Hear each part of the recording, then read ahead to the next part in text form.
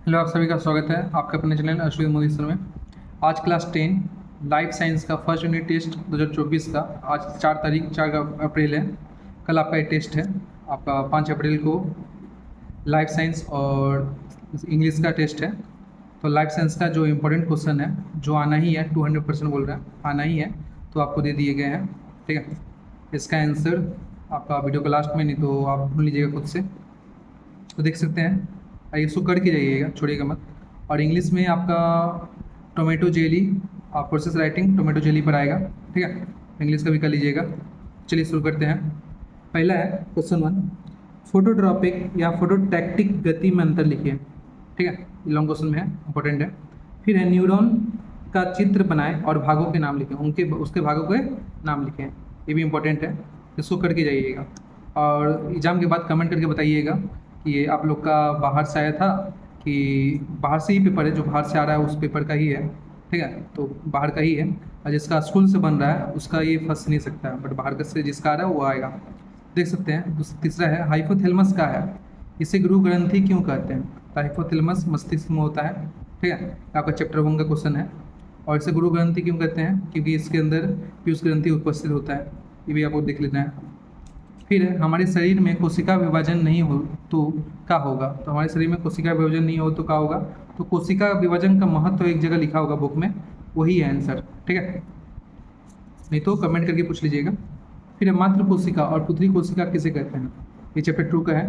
ठीक है, फिर है हार्मोन को रासायनिक दूध क्यों कहते हैं, ये आपका चैप्टर 1 का है, हार्मोन को रासायनिक दूध क्यों कहते हैं, इंपॉर्टेंट है।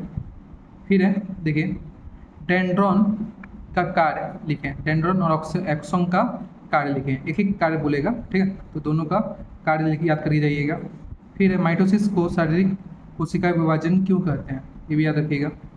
फिर है तुलिप में किस प्रकार की गति होती है। तो तुलिप में याद रखिएगा, तुलिप जो एक पौधा है, जिससे फूल बोल सकते हो, पौधा है, उसमें थर्मोनेस्टिक की गति होती है, थर्मोनेस्टिक याद रखिएगा। ठीक है, इसका आंसर बोल दे रहे हैं, आपको याद रखना है। फिर बॉल और सॉकेट जोड़ का है, तो चैप्टर 1 का ये लास्ट पेज में है। ठीक है, बॉल और सॉकेट जोड़ का है, इसका आंसर देख लीजिएगा। बुक मेरे पास नहीं है इसलिए दिखा नहीं पा रहे हैं। फिर टेस्टोन के साथ किसका संबंध है। तो टेस्टोन के साथ पुरुष का संबंध है, टेस्टोन जो हार्मोन होता है वो पुरुष में उपस्थित होता है। फिर है प्रकाश के प्रभाव से कौन सा गति होता है, तो याद रखिएगा फोटोट्रॉपिक। फिर एक स्थायी हार्मोन का नाम लिखें। फिर है बीज अंकुरन में कौन सा हार्मोन लगता है, तो आपका पौधे का हार्मोन लिखाए थे हम, सॉरी यहाँ पर नहीं, आपको याद होगा कि जिबरेलिन, ऑक्सिन, फिर आपका काइनिन, तो याद रखिएगा काइनिन में आता है ये। फिर है पिट्यूटरी हार्मोन का नाम लिखें, पिट्यूटरी हार्मोन का है, तो ACTH, GTH, ऑक्सीटोसिन, ये सब आपका जो है पिट्यूटरी हार्मोन कहते हैं, या पीयूष ग्रंथि के हार्मोन। ठीक है, फिर है शरीर का तापमान कौन नियंत्रित करता है, तो याद रखिएगा डायनसेफ्लॉन। कौन है, डायन। ठीक है, डायनसेफ्लॉन होगा इसका आंसर, क्या होगा, डायनसेफ्लॉन। ये जो डायनसेफ्लॉन है, ठीक है, डायनसेफ्लॉन ये कहाँ पर है, ये आपका याद रखिएगा मस्तिष्क का भाग है। डायनसेफ्लॉन मस्तिष्क का भाग है, जो ताप, खुशी उसी सबको नियंत्रित करता है, ताप, आपका टेम्परेचर, ऑल चीज़ ये नियंत्रित करता है। ठीक है, फिर है कोहनी और पेड़ का जोड़ा कौन सा है, तो इसका भी याद रखिएगा, इसका आंसर होगा बॉल और सॉकेट।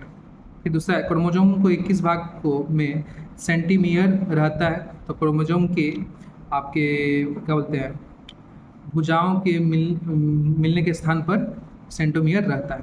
ठीक है, फिर DNA और प्यूरिन क्षार का नाम लिखे, तो याद रखिएगा एडेनिन और गुएनिन, दो ठो है, आपका चैप्टर 2 में ही है, आपका पेज नंबर 2 या 3 में है। ठीक है, तो याद रखिएगा एडेनिन और गुएनिन। फिर है पादप कोशिका में कौन सा तंत्र द्वारा विभाजित होता है, तो याद रखिएगा साइटोकाइनिस, आंसर याद रखिएगा साइटोकाइनिस।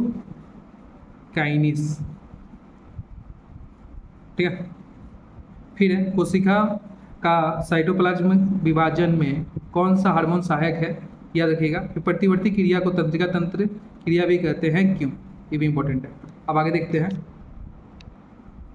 और ये जिसको लग रहा है नहीं आएगा तो मत करके जाइए, फिर लास्ट में बोल जाइएगा हमको आया कि नहीं आया। ठीक है, फिर देखिए 25 नंबर, देह में घावों का मरम्मत किस कोशिका विभाजन में होता है, ये आपको देखना है। फिर नैष्टिक गति प्रकृति में स्थायी है या सत्य है या असत्य है, तो सत्य है।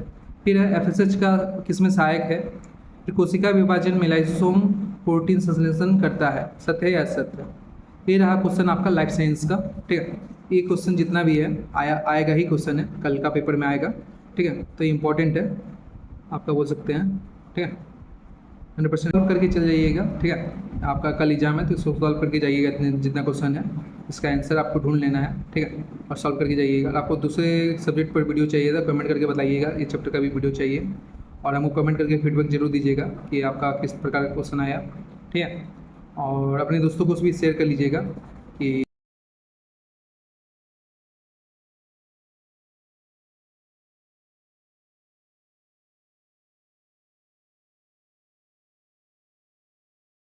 धन्यवाद।